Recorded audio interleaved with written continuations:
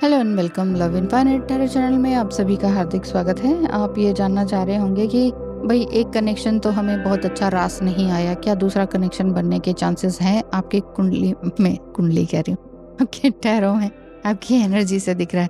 कुंडली रीडिंग बहुत ज़्यादा कर दी ना इन दिनों, कुंडली वर्ड आ गई। तो चलिए, नए कनेक्शन आपके बन रहे हैं या पुराना वाला पार्टनर ही वापस आने वाला है? चक्कर क्या है? सब कुछ क्लियर हो जाएगा। जय श्री गणेश।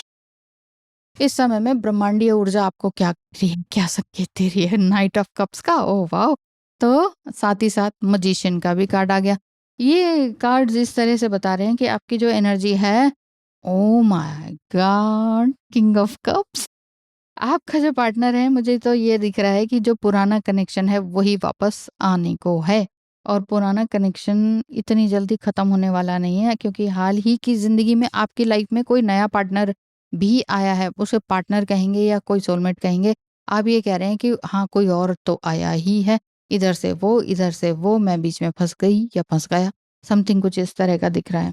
तो आप ये देखिए कि इस टाइम आपकी ज़िंदगी में अगर कोई आया है, तो रियली क्या आप उसके साथ ऐसा महसूस कर रहे हैं कि कुछ गहराई से जुड़ाव महसूस कर रहे हैं, या पास्ट वाले पर्सन को ही बहुत ज़्यादा देख रहे हैं, समझ रहे हैं? क्यों? क्योंकि आपकी लाइफ में बहुत सी उथल-पुथल तो ऑलरेडी हो चुकी है। इस कनेक्शन को बनाने, बताने के चक्कर में कहीं न कहीं आपने घर पे बताया है या कहीं और बताया है, जिस वजह से आपको गलत समझ लिया गया है, और कुछ लीगल एक्शन वाले काम भी आपके चल ही रहे हैं। अब वो शायद प्रॉपर्टी से लेकर भी हो सकता है रिलेटेड, या आपके रिलेशनशिप को लेकर भी हो सकता है, जिस वजह से ऑब्जेक्शन किया गया है घर वालों की तरफ से।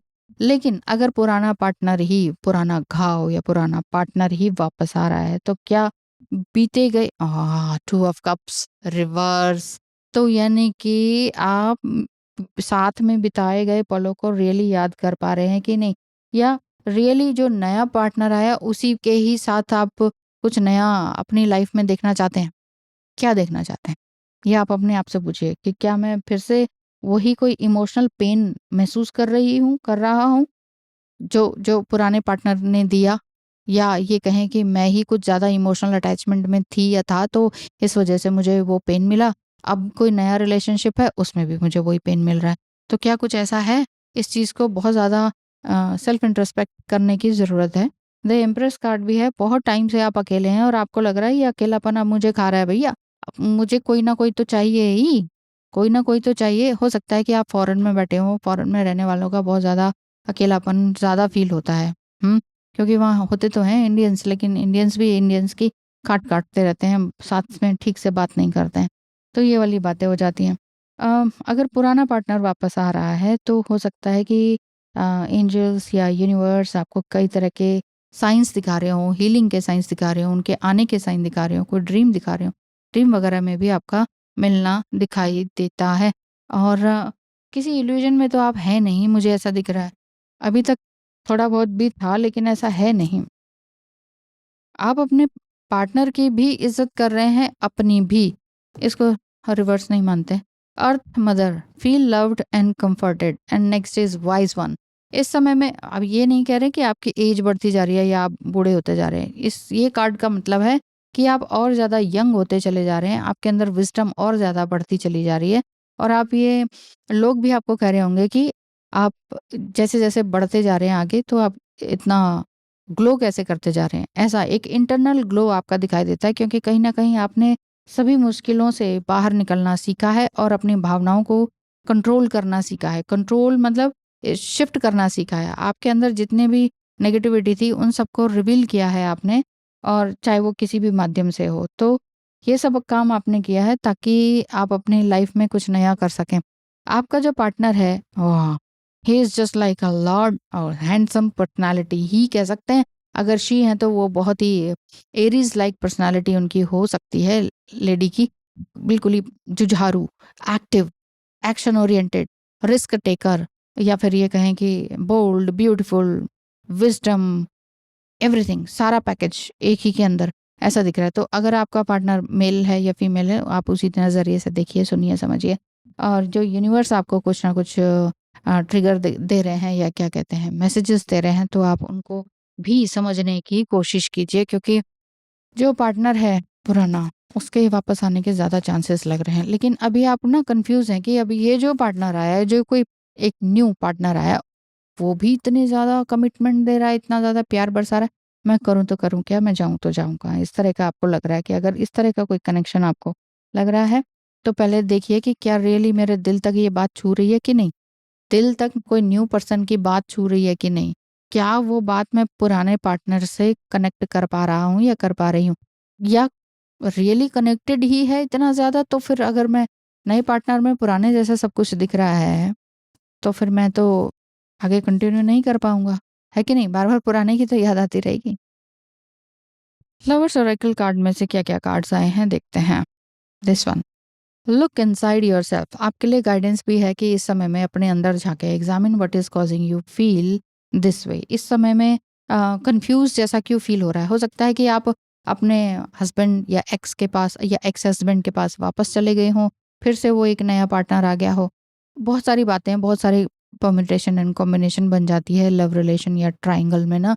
तो इस तरह की कोई अगर आपकी बात हुई है, पास्ट की बातें बहुत ज़्यादा ध्यान आ रही हैं, तो उसको प्रेज़ेंट से थोड़ा-सा तुलना कीजिए कि अगर मैं कोई बहुत बड़ा स्टेप उठाता या उठाती हूँ, तो क्या मेरे लिए ठीक रहेगा? ज़्यादातर जो लेडीज़ हैं, उनको ज़्यादा समस्याएँ हो जाती हैं, क्योंकि अगर वो मैरिड हैं और किसी ट्विन फ्लेम जैसा कुछ कनेक्शन दिखाई देता है, तो फिर उनका ना तो इस शादी में रहना खुशी देता है और ना ही कहीं और जाना या ट्विन फ्लेम के साथ जाना अ, दिखाई देता है। ऐसा हो जाता है ना, बड़ी मतलब ना यहाँ के रहे, ना वहाँ के रहे, इस तरह की बातें हो जाती हैं।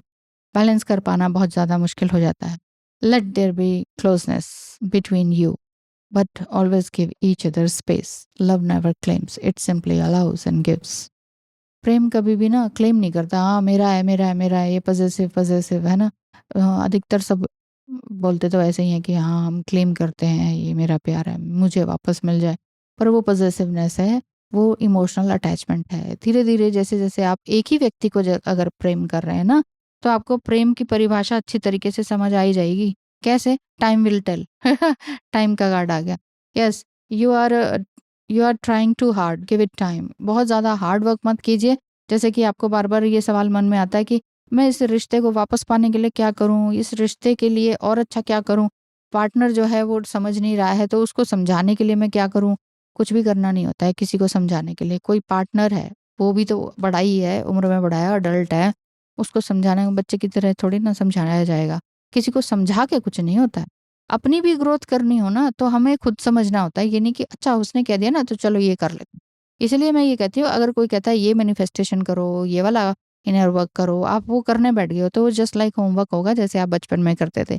होमवर्क कर दिया, बर्डनसम हो गया, कर दिया ना, मैडम को दिखा दिया, हो गया कि हमारा काम हो गया, ए ग्रेड आ गया, बी ग्रेड आ गया, व्हाटएवर। ये inner work A grade, B grade वाली दुनियावी चीज़ें हैं ही नहीं। जो जितना अपने अंदर काम करेगा, जितना ज़्यादा डूबेगा, जितना ज़्यादा अपने आप को समझेगा और सारी पृथ्वी को एक में एक मानेगा। अभी भी बहुत लोग इसी में रहते हैं कि आपका धर्म क्या है, जाति क्या है, आप क्या खाते हो, क्या करते हो, ये करते हो कि नहीं, वो करते हो कि नहीं, ऐसा बहुत सारे सवाल आते रहते हैं मेरे पास भी ना। तो अगर आप, हाँ अच्छा धर्म क्या है, हाँ धर्म, religion, religion is not our human beings धर्म ना। तो धर्म तो वही है कि जो एक ह्यूमैनिटी है। किसी को चोट लगी है, वो गिर गया है, आप उसको संभालोगे या ये देखोगे हिंदू मुस्लिम सिख ईसाई क्या है ये? और हिंदुओं में भी तलवार उठी रहती है, हिंदू तो सभी हैं। फिर कोई कहेगा वो गुजराती हिंदू, वो मराठी हिंदू, वो बंगाली है, वो बिहारी है, ना ना हम तो इसको पसंद नहीं करते। क्यों नहीं पसंद करते हो आप किसी को? आपकी पसंद और नापसंद होनी ही नहीं चाहिए। इस तरह की चीज़ें जर्नी आपको सिखाती है। अगर आप रियली ट्रू ट्विन फ्लेम है, तो आपको ये जर्नी सिखाती है। ट्रू ट्विन फ्लेम अगर आपका चला गया है, साइलेंट हो गया है और कोई न्यू वन आ गया है, उसके लिए भी रीडिंग है। लेकिन साथ ही साथ गाइडेंस यही दिखाई दे रही है कि आपने बस सबको एक में एक मानना है। एक से प्यार करते हैं, बाकी से नफ़रत करते हैं या न्यूट्रल हैं, ऐसा नहीं चलता। प्रेम अनकंडीशनल लव होता है, जिसमें कि आप सबको प्रेम करते हैं। प्रेम में पॉसेसिवनेस नहीं होती। ये वही समझ सकते हैं जो रियली डीपली और डिस्टेंस के साथ प्रेम कर चुके हैं या कर रहे हैं। बाकी जो ये आजकल की लविंग लविंग लवी बड्डी डब्बी डब्बी और लिव इन रिलेशनशिप होता है, उसमें से थोड़ी तकलीफें आती ही हैं, वो नहीं समझ पाते हैं बहुत अच्छे से। सो नेक्स्ट लिखा है, when it comes to matters to the heart, there is no right or wrong. Every choice you make expand your understanding of life and love. देखिए, प्यार और व्यापार में सब जायज़ है, ऐसा कहा जाता है, ठीक है ना? पर ये एक रिबेलियस लव होना ज़रूरी नहीं है। आप आराम से अपना काम कर सकते हैं। आप अपने पार्टनर को एक देवता के समान समझ सकते हैं। अगर रियली उसने ट्रिगर भी किया है तो भी आप सीखें कि मेरे मुझे क्या लेसन सीखने को मिले, क्योंकि आपके पार्टनर से या पास्ट वाले जो पार्टनर है ना, करंट की बात नहीं है, उनसे आपने बहुत कुछ सीखा। आपने अपनी लाइफ में बहुत कुछ चेंजेस लाए। A message for you, I am thinking of you this very moment. देख लीजिए, अब मैं क्या पढ़ूँ, आप पढ़ लीजिए। क्यों? है ना मैसेज आपके लिए, तो फिर क्यों परेशान होते हैं? क्यों परेशान हो? तो मुझे ऐसा दिख रहा है कि कोई न्यू वन भी आ गए हैं, उनके साथ भी आपको अच्छा लग रहा है, अच्छा कंफर्टेबल लग रहा है। लेकिन पास वाला जो पार्टनर है वो बहुत ट्रिगर करते थे, तो इसीलिए कह रही हूँ कि हो सकता है आप ट्विन फ्लेम जर्नी में हो और ये कनेक्शन एक बार फिर से री करने की आप कोशिश में हो, री पैच अप, री कम्युनिकेट, रिकंसिलिएट, रीयूनियन करने की इच्छा हो रही हो। उन इच्छाओं को थोड़ा साइड कर दीजिए, क्योंकि इच्छाओं का बंडल हम नहीं हैं, हम हैं कुछ कर्म करने के लिए आए हुए। वही मैं कह रही हूँ, अपने जो पार्टनर को जिसने ट्रिगर किया है उसको देवता समान समझो और सोचो कि देवता या देवी समझो कि उसने जो हमें दुख दिया है जाने अनजाने में, उससे हमारे अंदर क्या मंथन हुआ है और उस मंथन से कौन सा मक्खन निकला है। मतलब कि क्या रियली हमारे अंदर वो पेशेंस आया है, हमारी जुबान में, हमारे टोन में पेशेंस आया है, क्या हम रिस्पॉन्स ठीक तरीके से कर पा रहे हैं कि नहीं, क्या हम दूसरों को कुछ बताने लायक हो चुके हैं कि नहीं। दर्द सबके पास आता है, ठीक है, ऐसा कोई भी नहीं है, कोई अरबपति करोड़पति कि उसकी लाइफ में कभी कोई ट्रॉमा नहीं हुआ हो, उसका बचपन में कोई तकलीफ ना हुई हो, फिर भी वो आगे बढ़ते हैं। कैसे? कंसिस्टेंट ग्रोथ चाहिए होती है उसके लिए, कंसिस्टेंट एफर्ट चाहिए होता है, ना कि ये कि वो उसको ये हो जाना चाहिए, उसको वो हो जाए, इसको हम बता देंगे, इसको ये बता देंगे, ऐसा कुछ भी नहीं।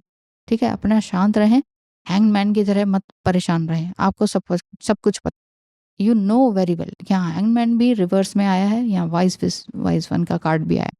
आपको सब कुछ पता है कि क्या क्या होता है और क्या आपने एग्जैक्टली करना है, लेकिन फिर भी आपको ये लग रहा है कि कुछ तो गड़बड़, कहीं कहीं ना कहीं कुछ एंग्जाइटी है, तो फिर वो इमोशनल अटैचमेंट। बहुत ज़्यादा किसी और के बारे में मत सोचिए, अपने बारे में सोचिए।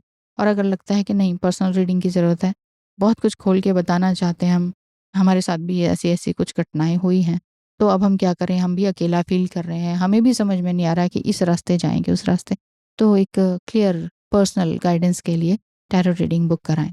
आज के लिए इतना ही। Thank you so much. धन्यवाद। Bye bye.